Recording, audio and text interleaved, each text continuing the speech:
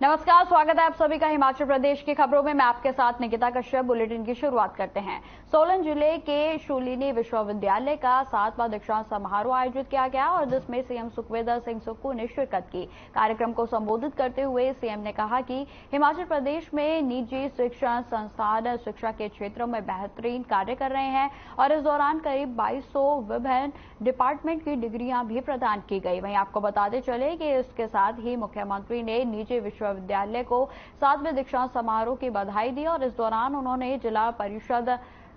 Cadre कर्मचारियों को इस आपदा के समय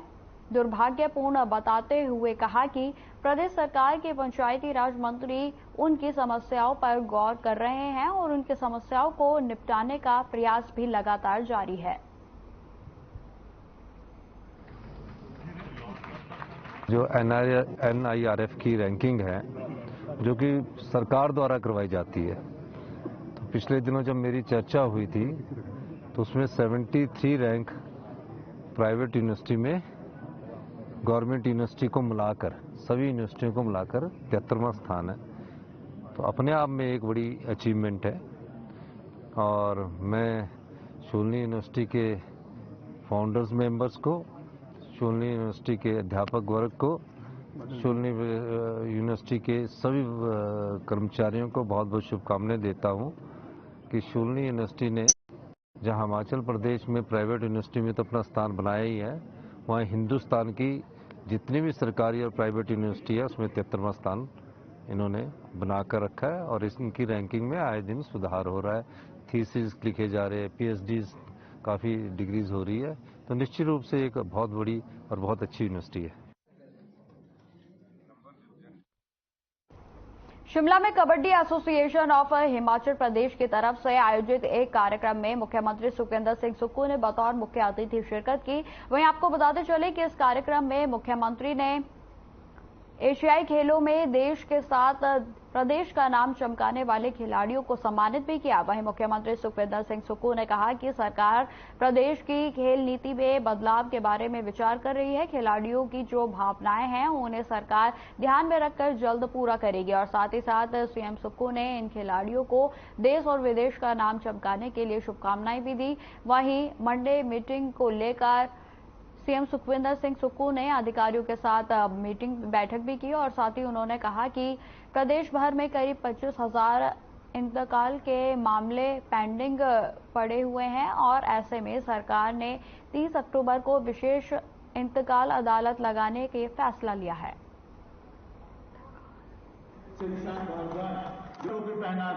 आज कबड्डी एसोसिएशन के द्वारा ये सम्मान समारोह उन बेटियों के लिए रखा गया था जो बेटियां एशिया में हमारा परचम लहराया, देश का परचम लहराया, हिमाचल का परचम लहराया। और मुझे खुशी की बात सबसे ज्यादा ये है कि हिमाचल से कबड्डी में 5 बेटियों ने जाकर एशिया में हिमाचल की धाक को भी बना रखा और हिंदुस्तान के गौरव को भी बढ़ाया है। इस संदर्भ में आज हमारे राजकुमार नीटू जी ने ये एसोसिएशन, जो प्रेसिडेंट है कबड्डी एसोसिएशन हिमाचल प्रदेश के, उन्होंने इस फंक्शन रखा था बेटियों को सम्मान का। सरकार की तरफ से अलग से कार्यक्रम होगा, उसकी रूपरेखा हमने बनाई है और निश्चित रूप। अब खबर शिमला से है, जहां हिमाचल पथ परिवहन निगम की तरफ से आय में बढ़ोतरी के लिए लागू की गई लेकेज पॉलिसी को फेल करने के कथित षड्यंत्र मामले में 2 बर्खास्त परिचालक मुख्यमंत्री और उप मुख्यमंत्री के सामने अपना पक्ष रखेंगे। वहीं आपको बताते चले कि रिंगकांग PO यूनिट के बर्खास्त रवि कुमार और सुनील कुमार परिचालकों ने मीडिया से रूबरू होते हुए कहा कि उनकी कोई ऐसी मंशा नहीं थी कि सरकार की वह इस पॉलिसी का विरोध करें। अनुबंध पर सेवाएं दे रहे परिचालक परिवहन सेवा आचरण नियम, अनुबंध सेवा नियम और निगम की सोशल मीडिया पॉलिसी के उल्लंघन के दोषी पाए जाने पर दोनों परिचालकों पर प्रबंधन की तरफ से बर्खास्त किया गया है। वहीं आपको बताते चले कि HRTC से बर्खास्त परिचालक सुनील कुमार ने कहा कि निगम प्रबंधन की तरफ से कुछ समय पहले नई लगेज पॉलिसी लागू की गई थी और इस नई लगेज पॉलिसी को फेल करने के षड्यंत्र रचने का आरोप हम दो परिचालकों पर लगाते हुए हमें दोषी ठहराया गया है। सवाल भी पूछेंगे। आपको पता ही होगा कि पिछले कुछ दिनों से मीडिया में HRTC की नई लगेज पॉलिसी जो कि आई है वह लागू हुई। उस दौरान निगम की छवि पर भी काफी सवाल उठे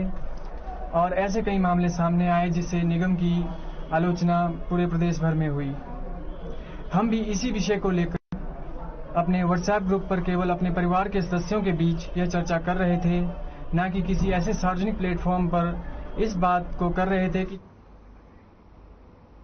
हमीरपुर में नेहरू युवा केंद्र में मेरी माटी मेरा देश माटी को नमन वीरों का वतन कार्यक्रम में नादौन के केंद्रीय सूचना प्रसारण और खेल मंत्री अनुराग ठाकुर ने बतौर मुख्य अतिथि शिरकत की। वहीं आपको बताते चले कि इस अवसर पर अमृत कलश यात्रा का भी आयोजन किया गया और जिसमें काफी संख्या में लोगों और युवाओं ने हाथों में अमृत कलश लेकर यात्रा में भाग लिया। वहीं आपको बता दें कि केंद्रीय मंत्री अनुराग ठाकुर ने भी नादौन पहुंचने पर अमृत कलश यात्रा में भाग लिया। केंद्रीय मंत्री अनुराग ठाकुर के पहुंचने पर बीजेपी जिला अध्यक्ष देशराज शर्मा, जिला सचिव विनोद ठाकुर, महामंत्री अजय रिंटू ने स्वागत किया।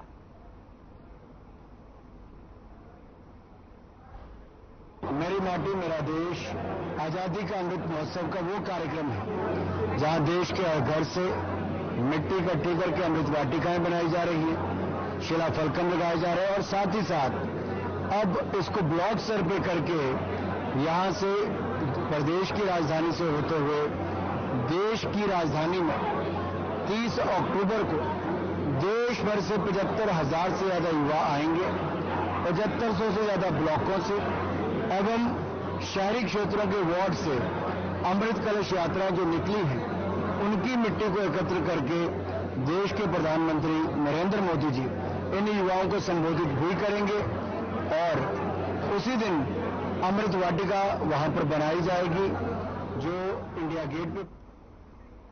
नाहन विधानसभा क्षेत्र के तहत 2.56 करोड़ लागत से बनने वाले जुड्डा कोटड़ी गाड़ा सड़क का विधायक नाहन अजय सोलंकी ने विधिवत पूजा अर्चना कर भूमि पूजन किया। वहीं आपको बताते चले कि शहर से सटे इन इलाकों में लंबे समय से सड़क की समस्या उठ रही थी और इसी समस्या को लेकर विधायक अजय सोलंकी ने इस सड़क मार्ग का भूमि पूजन किया है। वहीं आपको बताते चले कि इस सड़क के निर्माण में नाहन के साथ लगते कई गांवों को भी लाभ मिलेगा और इस अवसर पर विधायक सोलंकी ने कहा कि ये सड़क पूर्व मुख्यमंत्री वीरभद्र सिंह की तरफ से पहले ही स्वीकृत करवा दी गई थी, लेकिन पिछले 5 साल में ये कार्य आरंभ नहीं हो सका था। गाँव में जो ये सड़क का निर्माण कार्य शुरू हो रहा है इसका आज शुभारंभ यहाँ किया है और हम ईश्वर से कामना करते हैं कि जल्दी से जल्दी ये निर्विघ्न जो है कार्य संपूर्ण हो और जैसा कि बड़े लंबे समय से ये मांग चली आ रही थी और मुझे आज भी वो दिन है कि राजा वीरभद्र सिंह जी को सभी गांव IIT मंडी के द्वारा आज 60 PhD के छात्रों के सहित 565 छात्रों के द्वारा स्नातक शिक्षा प्राप्त करने पर 11वां दीक्षांत समारोह मनाया गया। वहीं आपको बताते चले कि इस मौके पर परमाणु ऊर्जा विभाग के सचिव और परमाणु ऊर्जा आयोग के अध्यक्ष डॉक्टर अजीत कुमार मोहंती मुख्य अतिथि के रूप में उपस्थित रहे। वहीं IIT मंडी के बोर्ड ऑफ गवर्नेंस के अध्यक्ष लेफ्टिनेंट जनरल कमलजीत सिंह ढिल्लो के द्वारा दीक्षांत समारोह की अध्यक्षता की गई। वहीं आपको बताते चले कि IIT मंडी के 11वें दीक्षांत समारोह में छात्रों को बधाई देते हुए मुख्य अतिथि परमाणु ऊर्जा विभाग के सचिव और परमाणु ऊर्जा आयोग के अध्यक्ष डॉक्टर अजीत कुमार मोहंती ने कहा कि युवा नेताओं, वैज्ञानिकों, उद्यमियों और पेशेवरों के रूप में आपके जीवन के अगले चरण में आपको नई और कई जो चुनौतियां हैं उनके अवसर मिलेंगे। वहीं जो आपका इंतजार कर रहे हैं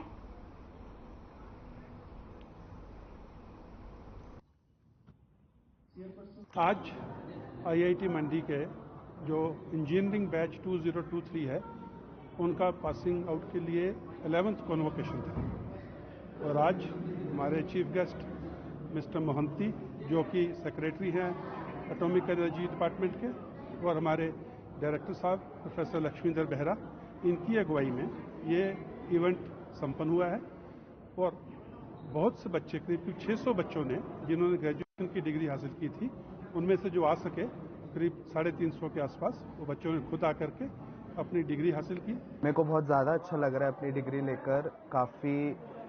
मेहनत और मशक्क़त के बाद हम लोग इस मुकाम पे पहुँचे हैं। 2 साल घर रहने के बाद, 2 साल कॉलेज में रहने के बाद, काफ़ी अप्स एंड डाउन्स के बाद, तो मेरे को बहुत ज़्यादा अच्छा लग रहा है। पहले कोविड पैंडेमिक के टाइम बहुत दिक्कत होती थी क्योंकि ऑनलाइन सारा काम हो गया था, लेकिन उसके बाद फिर धीरे धीरे सब सही होने लगा। पैंडेमिक के टाइम में भी इंस्टीट्यूट ने बहुत ट्राई किया, अच्छे से उनकी जो भी फैसिलिटीज़ थी वो प्रोवाइड करी और फैकल्टीज़ ने भी हमारा बहुत सपोर्ट किया, फैसिलिटीज़ भी हमें बहुत अच्छे से मिली। और धर्मशाला क्रिकेट स्टेडियम में आयोजित किए जा रहे अंतर्राष्ट्रीय क्रिकेट मैचों के आयोजन से धर्मशाला को भी पूरे विश्व में एक अलग पहचान मिली है। ये बात आज जिला कांगड़ा के उपायुक्त डॉक्टर निपुण जिंदल ने पत्रकारों से बातचीत के दौरान कही। वहीं आपको बता दें कि उपायुक्त ने कहा कि ये पहली बार हुआ है कि वर्ल्ड कप क्रिकेट मैचों की मेजबानी करने का मौका मिला है। ऐसे में धर्मशाला को भी और पर्यटन व्यवसायों को भी एक बड़ा बूस्टअप मिलेगा। देखिए, इसमें मैं सिर्फ ये कहना चाहूँगा कि ये पहली बार हुआ है कि जो वर्ल्ड कप क्रिकेट की एक मेज़बानी जो है वो धर्मशाला को भी एक अवसर प्राप्त हुआ है और एक नहीं, 2 नहीं, इस बार 5 मैचेस जो हैं वो आईसीसी और बीसीसीआई ने जो धर्मशाला क्रिकेट स्टेडियम को दिए हैं और इससे एक बहुत बड़ा बूस्ट जो है वो टूरिज़्म को भी मिलेगा, एक बढ़ावा मिलेगा और एक विश्व पटल पर जो मैं कहूँगा एक धर्मशाला का जो स्टेडियम है और धर्मशाला को जो टाउन है, कांगड़ा जिला एज अ होल है, वो पहुंचेगा। और इसमें जो जितनी भी टीम्स हैं वो आप देख भी रहे हैं हिमाचली। तो फिलहाल इस बुलेटिन में इतना ही। खबरों की और भी जानकारी के लिए बने रहे हमारे साथ। नमस्कार।